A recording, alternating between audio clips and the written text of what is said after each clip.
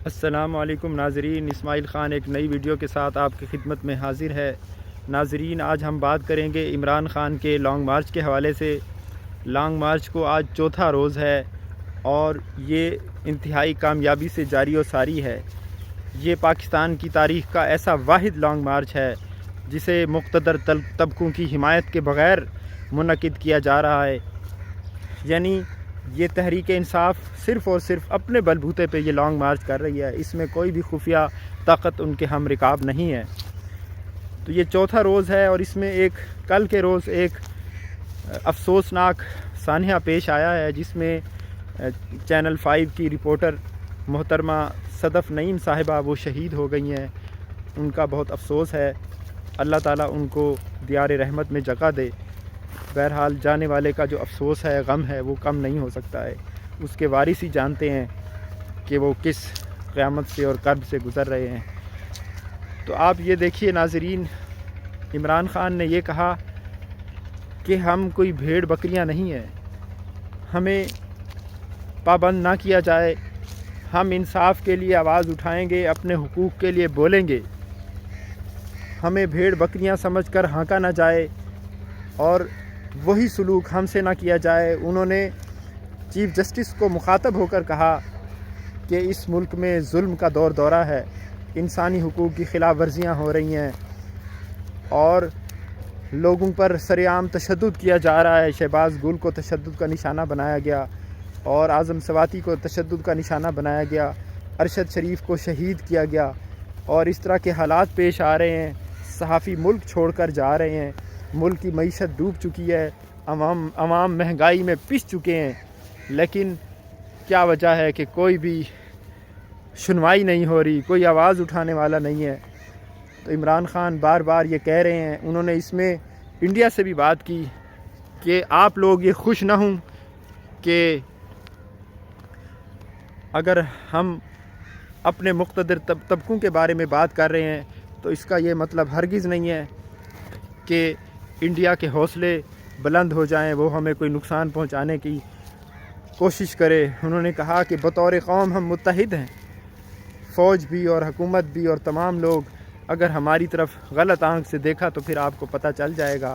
آپس کے اختلافات اور ہو سکتے ہیں، یہ اختلافات صرف اصلاح کے لیے ہیں، ان میں کوئی بھی دشمنی پنہاں نہیں ہے۔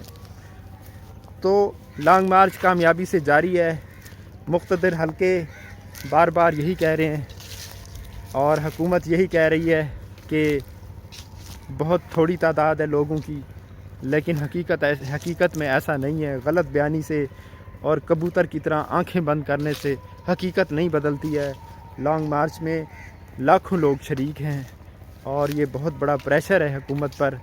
اور انہوں نے یہ کہا کہ میں کوئی بھی غیر آئینی اور غیر قانونی مطالبہ نہیں کر رہا ہوں، صرف الیکشن کا مطالبہ ہے، 1 پوائنٹ ایجنڈا ہے کہ الیکشن کروایا جائے اور جو بھی پارٹی جیت جائے اس کو حکومت دی جائے۔ انہوں نے ایسا نہیں کہا ہے کہ مجھے حکومت دی جائے، وہ کہتے کہ فیئر الیکشن ہو اور اس الیکشن میں جو پارٹی بھی جیتے اس کو حکومت دی جائے، عوام جس کی حمایت کریں وہی حکومت کرے۔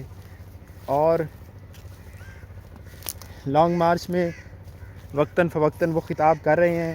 انہوں نے کہا کہ میں 70 سال کی عمر ہو گئی ہے، اس عمر میں باہر نکلا ہوا ہوں، سڑکوں پہ در بدر بھٹک رہا ہوں، تو مجھے کسی چیز کی کمی نہیں ہے۔ اللہ تعالیٰ نے مجھے ہر چیز سے نواز دیا ہے، نہ دولت کی کمی ہے، نہ شہرت کی کمی ہے، اور بھی کوئی ایسی زندگی میں کمی نہیں رہی۔ انہوں نے کہا کہ میں آپ کو بتانا چاہتا ہوں کہ آزادی کیا ہوتی ہے، آپ آزادی کو جانیں، آپ کو آزادی کی قدر و قیمت کا احساس ہو، آپ کو پتہ چلے کہ یہ کتنی بڑی نعمت ہے۔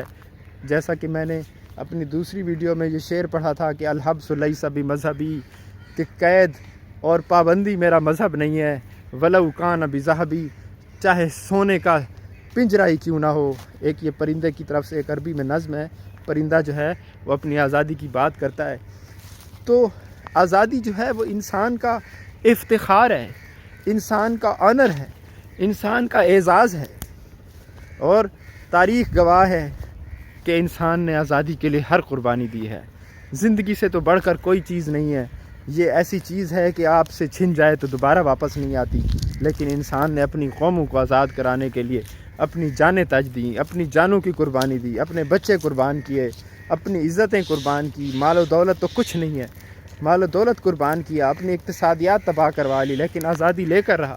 کوئی بھی قوم کسی دوسری قوم کو تادیر اپنا غلام نہیں بنا پائی، لیکن اپنے ہی لوگ اگر آپ کو غلام بنا رہے ہوں تو پھر آپ کیا کہیں گے؟ آپ کا معاشی استحصال کر رہے ہوں، سیاسی استحصال کر رہے ہوں، آپ کی فکر پر پابندیاں لگا رہے ہوں، تو پھر آپ کیا کریں گے؟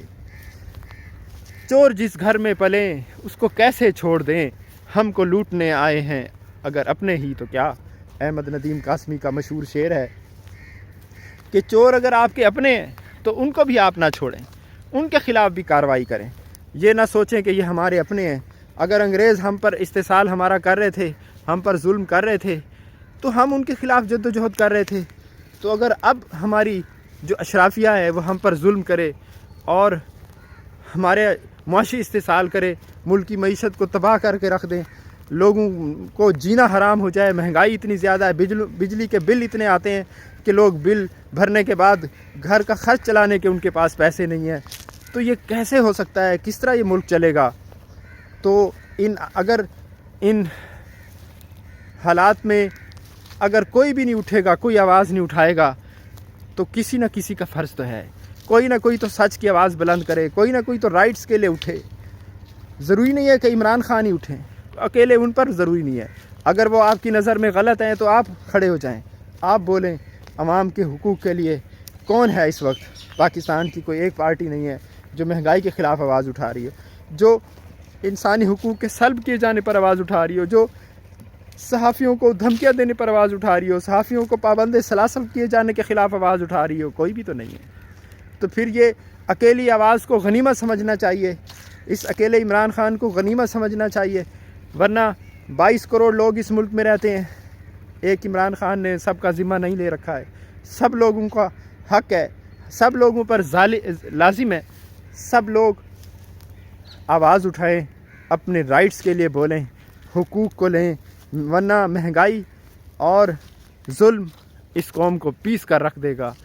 ایسی قوموں کا کوئی مستقبل نہیں ہوتا ہے، ایسی قوموں کا کوئی فیوچر نہیں ہوتا ہے، ایسی قوموں کے لیے ذلت و پستی مقدر ہو چکی ہوتی ہے جو آواز نہیں اٹھاتی۔